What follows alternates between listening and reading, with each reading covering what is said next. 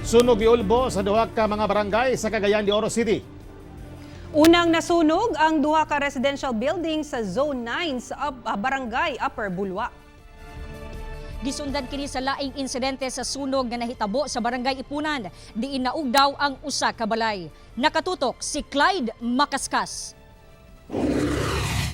Duha ka residential building ang naabo sa Zone 9 Upper Bulwa, Cagayan de Oro City kanatong Biyernes. Diyang kalit nga miulbo ang kalayo pasado alas 4 sa hapon. Nadamay pang usa ka mini truck nga nakaparada doon lang sa mga gambalay. Tuluganan kuno sa mga trabahante sa tindahan sa mga coco lumber ang naugdaw. Din posibleng hinungdan ang nabiyaang nilungag upo sa sigarilyo nga bisan asa lang gilabay. Dili mobo sa 350,000 pesos ang natalang danyos. May na lang kay walang natalang samdan sa insidente. Init kayong hangin. Unya kani manggong Zone 9 anawon sir. Elevated kini nga area, elevated. Oh.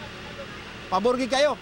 Sa barangay Ipunan Sab, sa Cagayan de Oro City gihapon, ug daw sabang usa ka panimalay diyang gilamoy sa sunog. Nadamay sabang usa ka pampasahero ang van nga naaduol sa area. Duha ka binuyong baboy ang hapit malitson og buhi ug usa ka iro. Ginasubay pa sa kabomberuhan ang tinubdan sa sunog nga ni Damios sa kapin kun kulang 400,000 pesos. Uban si James Yap sa kamera. Ako, si Clyde Makaskas para sa One Mindanao.